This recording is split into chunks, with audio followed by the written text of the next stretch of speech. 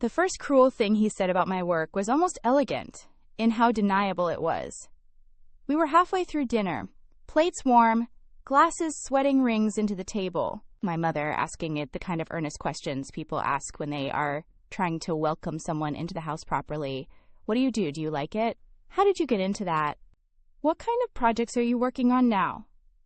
I answered the way I always answer when someone new asks about my job. Slowly at first.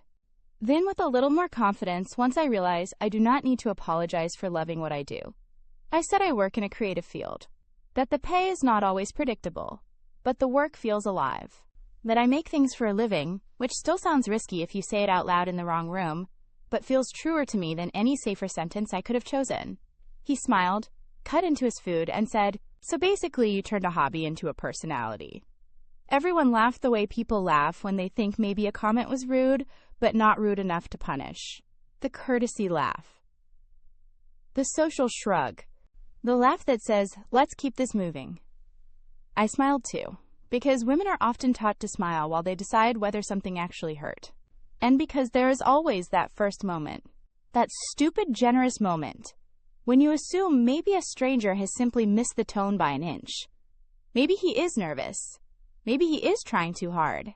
Maybe he thinks teasing is warmth. Maybe this does not need to become a thing. So I gave him the gift of the doubt, a gift I would spend the rest of the night paying interest on.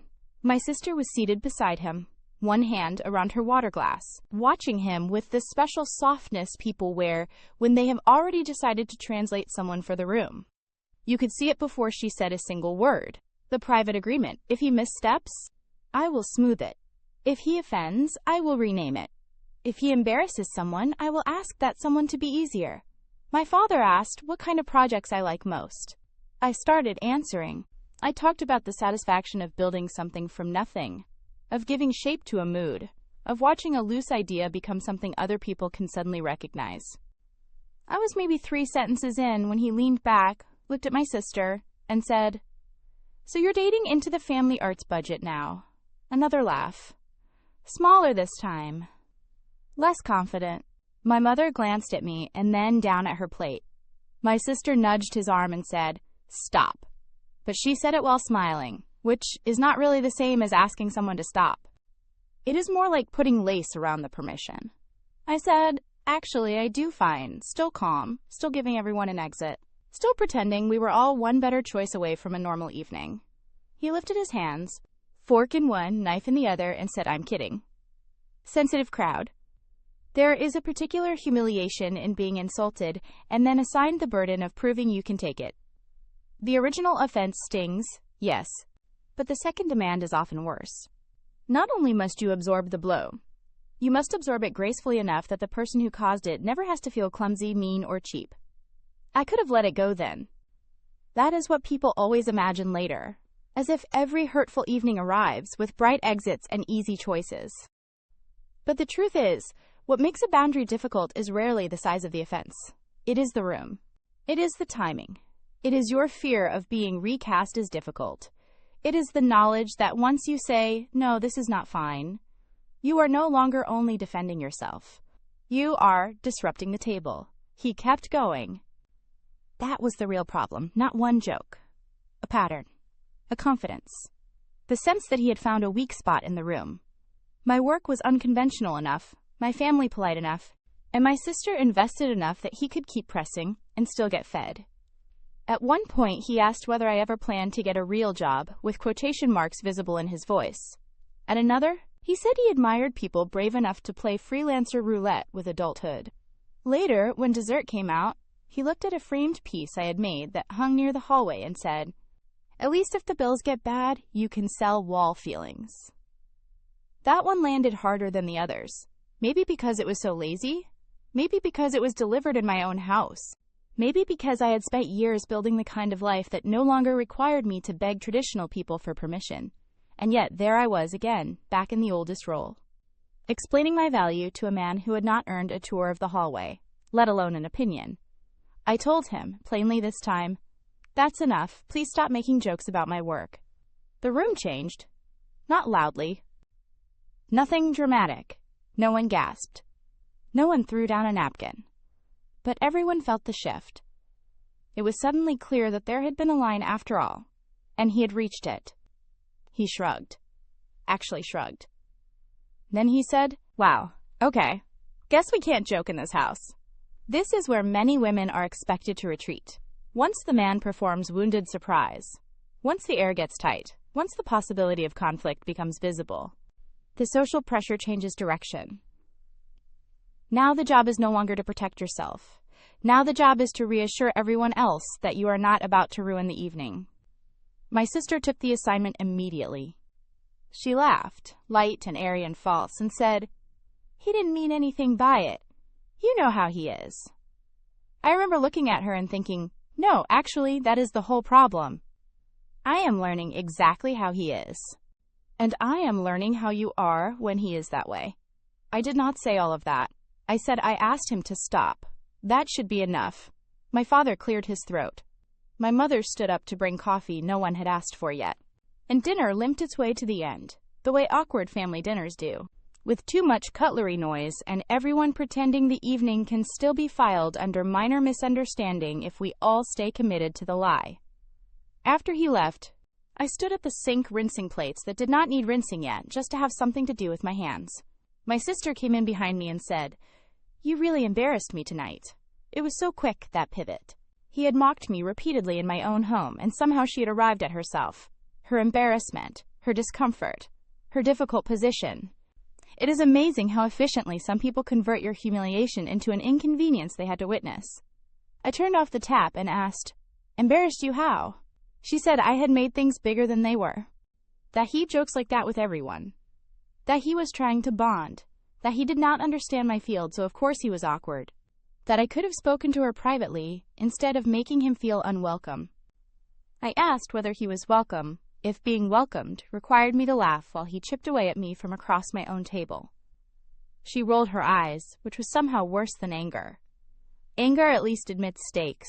An eye roll says your pain has already been filed under maintenance issue. She told me to get over it. Exactly that. Get over it. 2 words people use when what they really mean is, "Please stop making my choices morally inconvenient." I slept badly.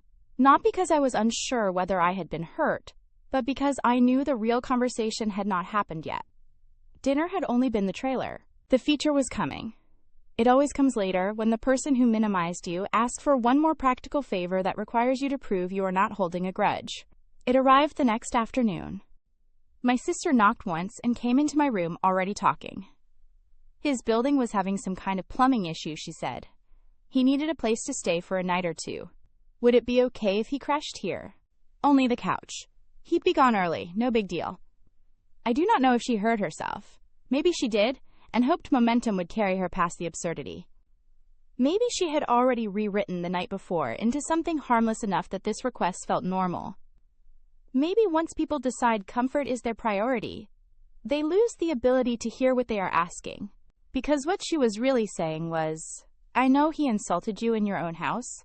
I know he refused to stop.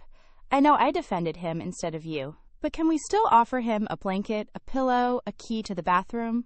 And the soft proof that none of that actually costs anything?" That was the moment the whole thing became clear to me. The issue was not whether his jokes were funny. The issue was whether disrespect had consequences. Whether home meant shelter for the people inside it, or stage lighting for whoever felt like performing power. Whether I was expected to recover on demand simply because someone else needed logistics solved. I said no. Not loudly, not theatrically, not with a speech I would later replay and admire. Just no. He cannot stay here. She stared at me as if I had overturned furniture. Then she said, "Are you serious? It's just one night." That phrase, just one night, has probably excused half the indignities in human history. Just one night. Just one dinner. Just one joke. Just one apology you do not need. Just one time someone learns they can cross your line and still collect the benefits afterward. I said, if it's just one night, then it should be easy to find somewhere else. She told me I was being petty, that I was trying to punish him, that this was exactly why he thought I was hard to be around. Which was interesting, because until that moment, I had not known he had continued discussing me after leaving my house. That gave me more peace than it took. Once people start telling on themselves, your job becomes easier. I asked her one question. Has he apologized? She paused. Not long.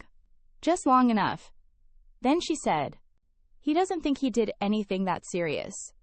There it was, the whole rotten fruit split open on the counter. Not misunderstanding. Not clumsy humor. Not crossed wires. No repair was coming, because no repair was planned. They wanted access without accountability. They wanted the comfort of family hospitality, without the minimum decency that hospitality requires.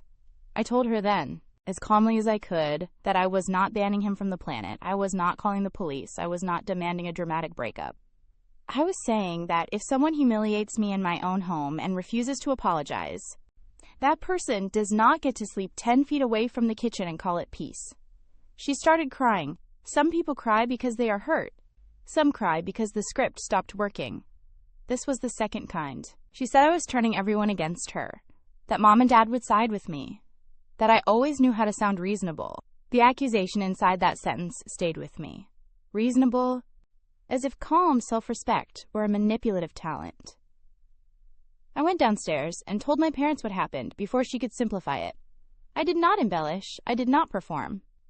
I said only this: I do not want him staying here unless he apologizes and changes how he speaks to me. If that makes things tense, then the tension belongs to the person who created it. My mother surprised me by saying, "That sounds fair." My father nodded in the slow, careful way men do when they realize too late that politeness should have ended an hour earlier than it did. Neither of them made a big speech, but for once they did not ask me to be smaller for the sake of efficiency. Sometimes support does not look like heroics. Sometimes it looks like someone finally refusing to act confused. My sister did not speak to me properly for 2 days. When she did, it was with that chilled politeness people use when they want you to know they still think you are the problem, but do not have enough evidence to say it cleanly. He never apologized. Not directly. Not through her. Not even one of those cheap almost apologies people send when they want the door reopened. Nothing. And strangely, that helped. Silence can be clarifying. A person who values access more than repair will often reveal himself fastest when repair is the only price on the table. I kept thinking about the couch. That stupid couch. How ordinary it looked. How many movie nights, flu seasons, midnight conversations, and exhausted naps it had held without complaint. How quickly women are trained to turn ordinary domestic things into peace offerings. A plate. A blanket. A guest towel. A place to sleep.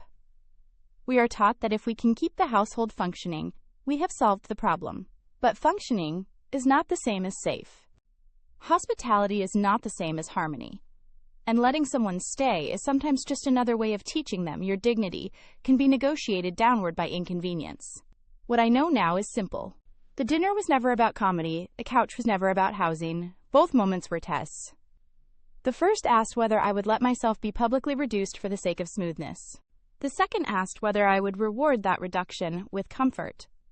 I failed the first one, if I am honest, by giving too much grace, by laughing too early, by waiting too long to say enough. But I did not fail the second, and sometimes that is how self-respect returns, not as a perfect performance, but as a corrected answer on the next question.